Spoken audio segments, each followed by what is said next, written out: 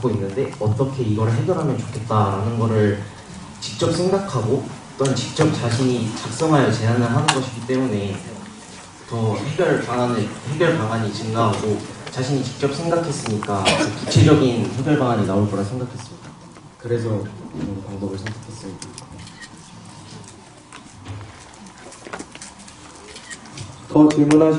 더 질문하실 분 있으신가요? 없으면 다음 발표로 넘어가도록 하겠습니다.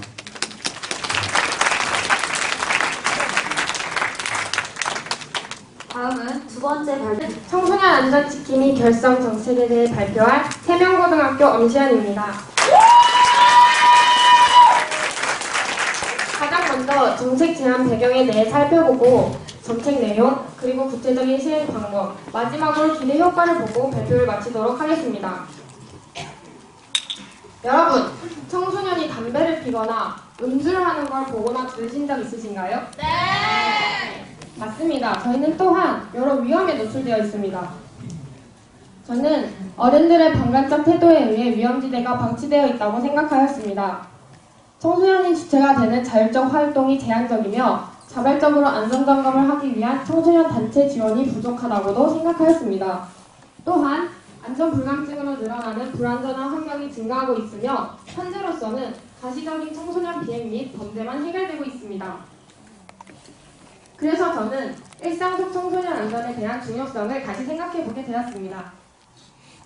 이로 인해서 청소년들로 동마다 마을 대표를 구성하여 자발적 활동 모임 및 청소년 안전 지킴이를 결성하고자 이 정책을 내게 되었습니다.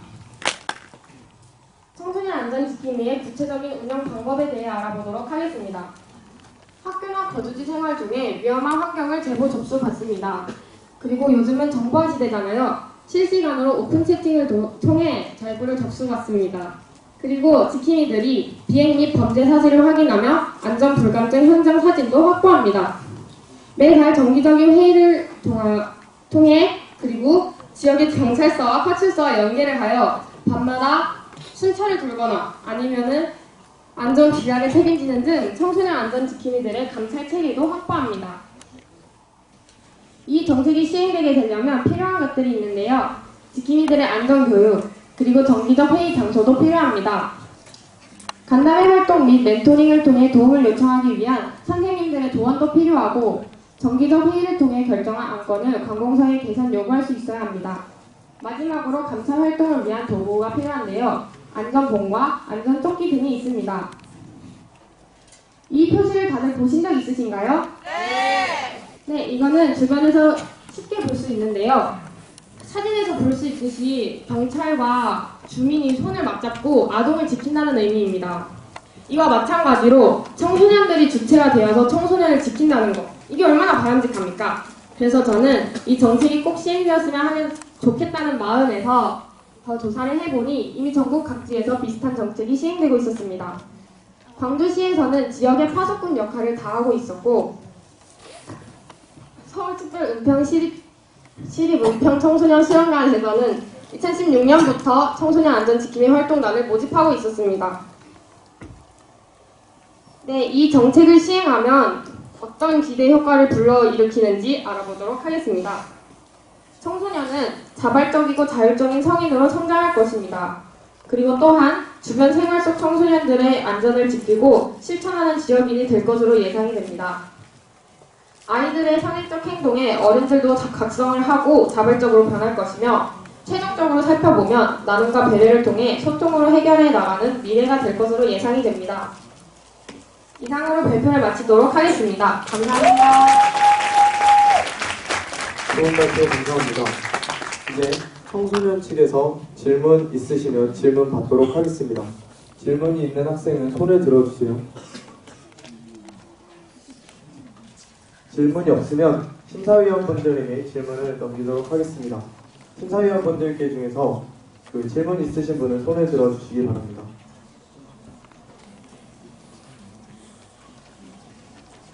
질문이 없는 관계로 다음 발표로 넘어가겠습니다. 근데 다음 발표로 넘어가기 전에 두 번째 발표가 끝났기 때문에 퀴즈를 내도록 하겠습니다. 첫 번째 발표자의 이름은 무엇일까요? 저요. 이쪽 친구가 빨랐던 것 같습니다. 이쪽 친구. 저예요. 검정색. 아마도 오종택인 것 같습니다. 정답입니다. 나중에 와서 사회자에게 그 모아 상품권의 전화를 주기합니다. 고등학교 제2스팀 발표장 하재성입니다. 저희의 풍경은 저희가 제안한 정책이 시에 잘 반영되어 제천이 더 좋은 도시로 발전하기를 바라며 짓게 되었습니다.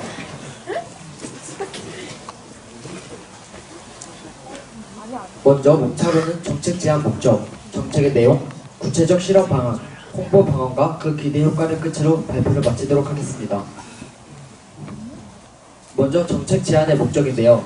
저희는 제천시에 어떤 문제점이 있고 또 어떤 이유로 이런 정책들이 필요한지 생각해 보았습니다. 첫째, 제천은 산으로 둘러싸인 빙지 지역입니다. 그렇게 새로운 장소를 개발하는 정책보다는 기존의 틀을 최대한 활용하자는 방향을 설정하게 되었습니다. 둘째, 저희 제천은 청소년들을 위한 문화시설이 부족하고 노후화된 시설이 많다고 생각되었습니다. SNS에 제천에 필요한 시설이 무엇이라고 생각하냐는 등의 게시물이 올라오면 보통 청소년들을 위한 문화시설이 부족하다거나 오래되어 잘 안 쓰는 시설이 많다는 등의 의견이 많이 올라옵니다. 이처럼 제천의 청소년을 위한 문화시설 확충이 필요하다고 생각하게 되었습니다. 마지막으로 정책을 설명드리자면 현재 청전동에는 지하도로가 존재합니다. 초중학교 인근에 위치해 있어 학생들이 자주 이용하고는 합니다. 바로 이 지하도로에 학생들과 시민들이 즐길 수 있는 공간을 마련하는 것입니다. 하지만 지하도로는 꽤 음침한 편이라 청소년들의 탈선 장소로도 악용될 수 있고 흉악한 분위기 때문에 사람들이 사용을 꺼려할 수도 있습니다. 이러한 점을 개선하기 위해 지하 정원이나 밝은 LED 조명을 설치하고 주변을 꾸미는 방안이 있습니다.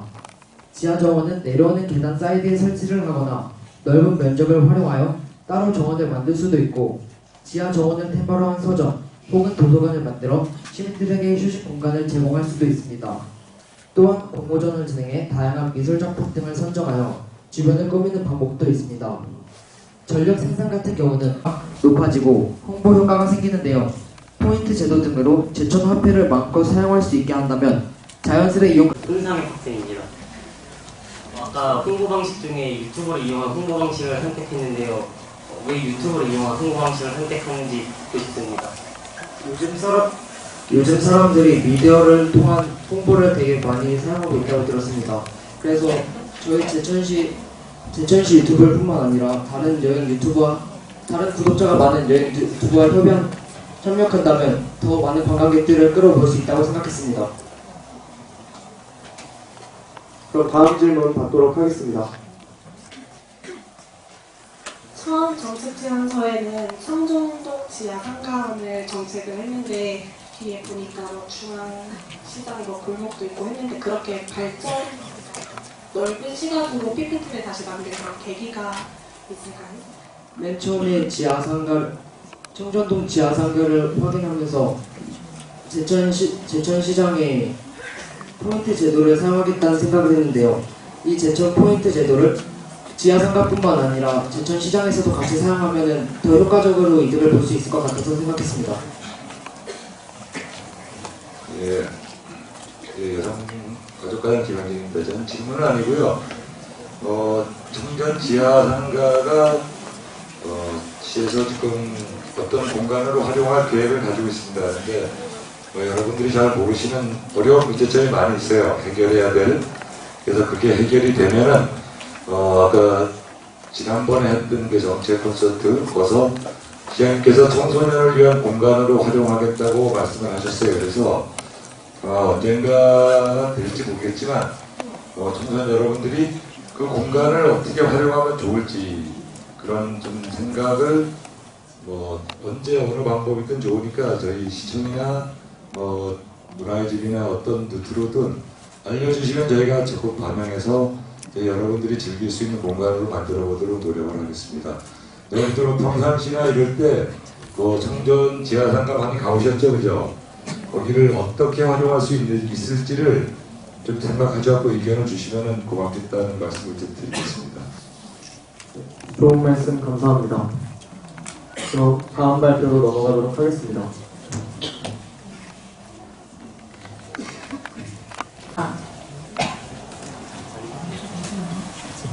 안녕하세요. 제천시 청소년을 위한 논토버스 프로젝트 의견을 제안한 제천 해설팀입니다.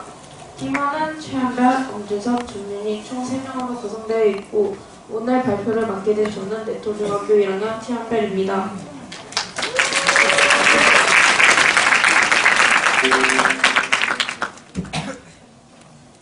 화면을 보시다시피 첫 번째로 청소년들은 주말 여가 시간을 어떻게 보내는지 대해 설명해드리고 두 번째로 장난 청소년 방과후 아카데미 학생들은 주말을 어떻게 보내는지 잠시 설명해드리고 세 번째는 놀토버스 프로젝트를 제안한 다음 이로 인한 효과에 대해 발표하겠습니다. 첫 번째로 청소년들은 주말 여가 활동 시간을 어떻게 보내는지 설명해드리겠습니다. 청소년들은 여가 시간 활동을 통해 스트레스를 해소하고 자기 충전, 휴식을 겸한 다양한 취미 활동을 보내고 있습니다. 하지만 입시 위주의 교육으로 인한 여가 활동이 어려운 상황입니다. 따라서 청소년에게 건강한 자아실현과 바람직한 성장을 위한 여가 시간이 필요하다고 생각했습니다. 그럼 청소년들은 여가 시간을 어떻게 보내고 있을까요?